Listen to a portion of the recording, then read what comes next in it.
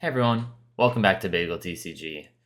This video today is going to be a bit of a tier list video, but also a bit of a channel update video.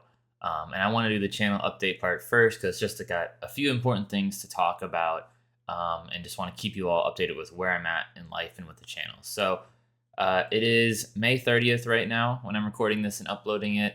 And basically exactly a month from now on June 30th, I am flying out of America to Amsterdam in the Netherlands. I am moving there for at least a year to a year and a half, maybe 2 years. And my lifestyle is going to be a good bit different. I'm not going to have a full PC setup like this for one. I'm going to have a gaming laptop I just bought. So I'm not going to be able to record. I'm going to bring the webcam and the mic, so hopefully it all goes the same. But I don't know if there's going to be any change in video quality. It's definitely going to make it so I can't record as often, and I already don't record that often.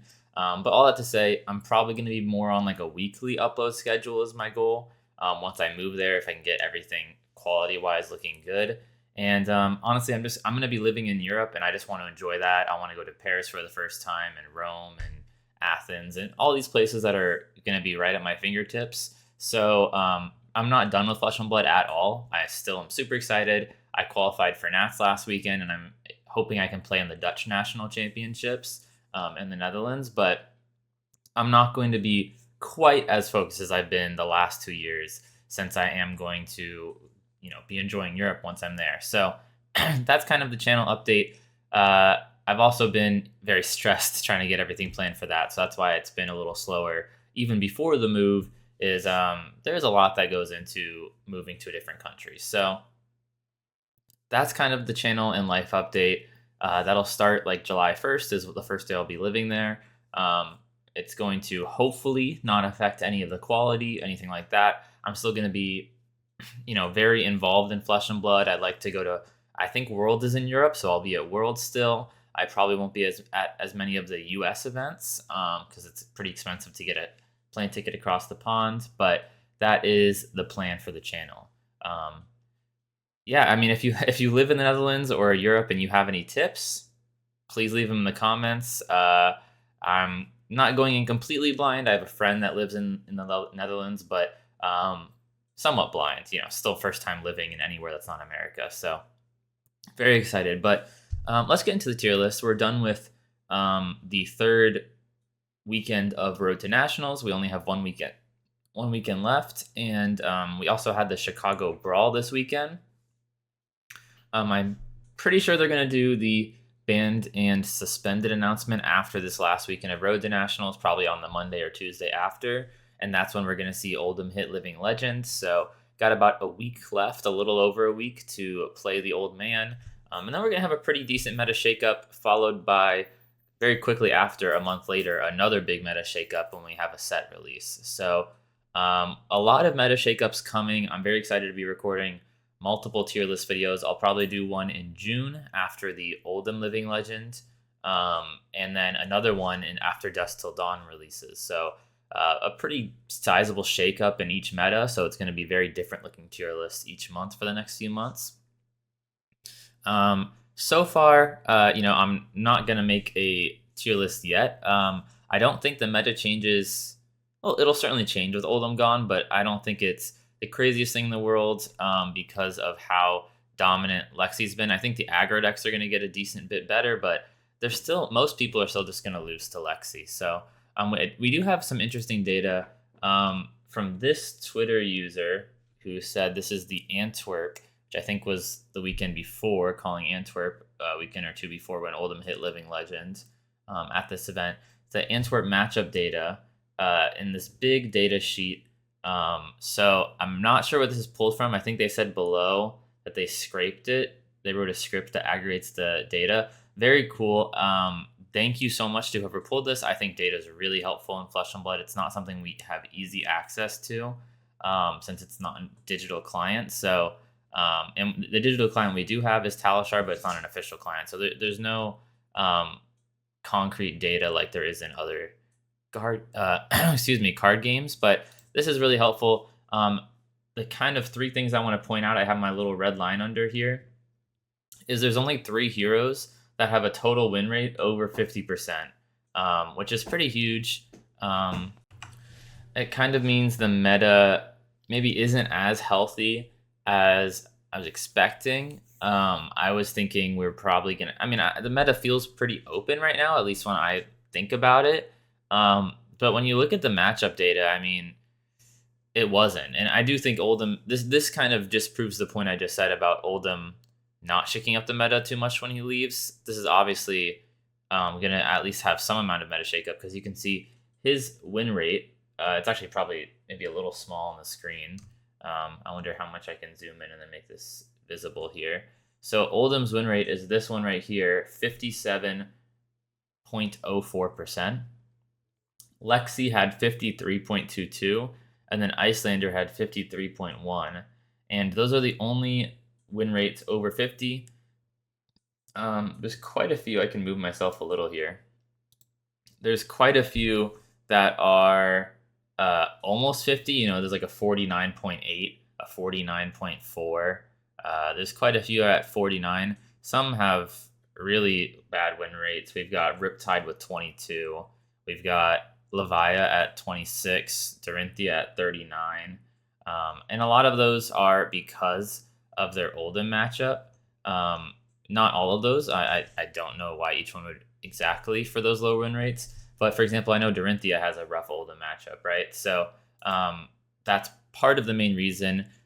We can look at Lexi's win rate across the field, and you can see if you look at her matchup data, almost everything is over 50%. Like she beats almost everything here. If you look at this line, you can see this Arachne matchup. It looks like she didn't win either.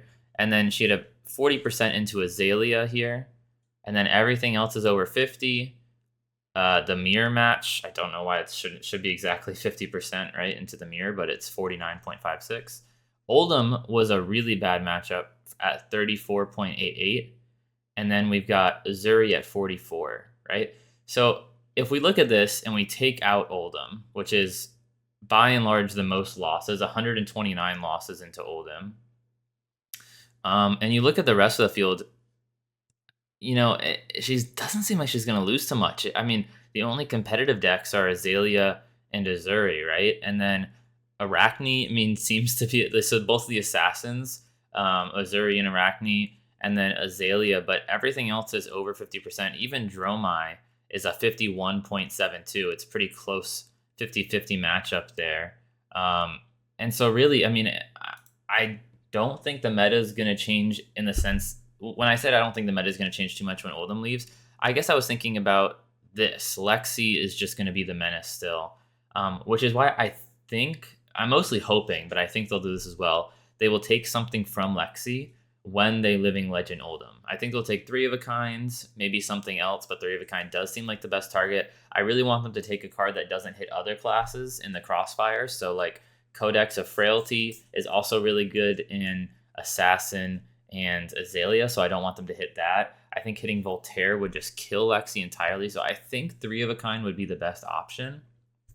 The other Rangers don't really utilize 3 of a kind because without Voltaire, it's hard to utilize. So I hope they take 3 of a kind, because if you take out the Oldhim one, she almost loses to nothing. I mean, it's literally just Assassin and Azalea.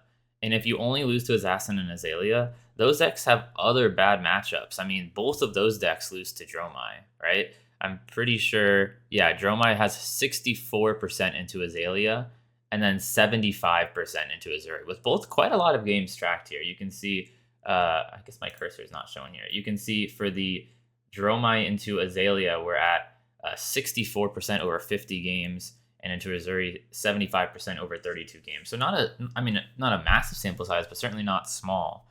And it just seems like it's going to be like Lexi just is by and far already the best deck after Oldhim, and now she'll really be the best deck. I do think I had my tier list wrong here.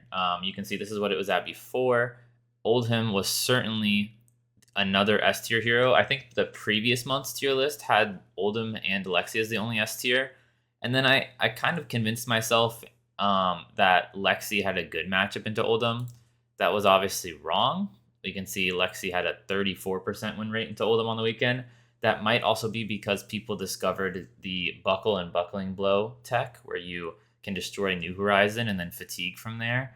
That was not something known at all when I made this tier list, so that could certainly have been something that impacted it. But even if it didn't, I think it wouldn't have been that much of a difference in the matchup. So, yeah, I mean, I think OLDHIM was definitely also an S tier hero. I think they were the two S tier heroes. And then maybe some of these heroes in B tier could have been bumped up to A tier with Dromai, but it's certainly not a lot of in between. It seems like Lexi and OLDHIM are the best decks. I am surprised about Icelander having a high enough win rate here because she has a pretty horrible Lexi matchup. You can see 27.2% win rate into that matchup. It's probably carried a bit by the OLDHIM here because it had a 61% into OLDHIM and had a 50-50 into Dromai, which is kind of unbelievable, actually. That's amazing. So, I mean, across the weekend, the only matchups that it struggled into were, it says Azalea here at 0. It didn't win either Azalea matchup. It lost some of the Katsu matchups, which is a surprise as well. Lost to Azuri and then Lexi by a good bit. But I guess that equaled out to being a pretty solid win rate. I still don't, I mean, maybe Icelander belongs up here in the B tier, in the good into field but weak into Lexi tier, because she does seem to be beating most of the field, so I'll probably bump her up into this B tier section right here. But she obviously is still pretty horrid into Lexi, and especially post OLDHIM for that month before the new set, it seems like it's just going to be a Lexi meta. Lexi might revert more towards that Ice Light package where you run the Winter's Bites and all 9 Winter's Bite, 2 Arctic Incarceration, and then 3 Chilling Ice Vein. So you've got like 11 ice cards and the 3 Chilling Ice Vein to disrupt the aggro decks. I do think aggro decks like Briar and Katsu will get better after OLDHIM. I even think both of the decks good into Lexi will get even better because these both had bad OLDHIM matchups. Almost everything down here had a bad OLDHIM matchup.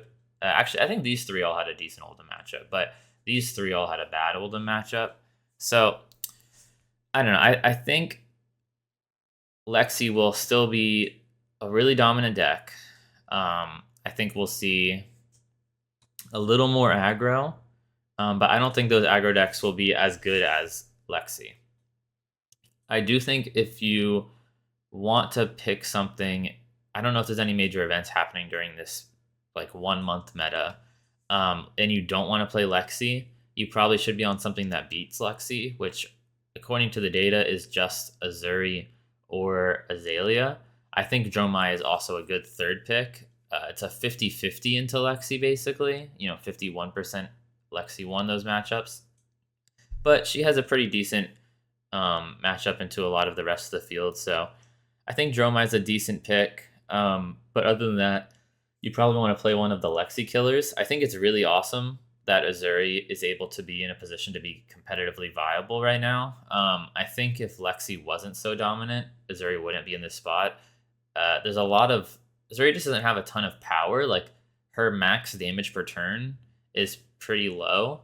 But it ends up just having so much disruption. She's able to just threaten the arsenal so much that it's good into a double arsenal deck. So I think it's cool that Azuri is viable right now. I don't think Azuri will be... If I had to make a prediction, I don't think Azuri will be as viable once Lexi is out of the meta.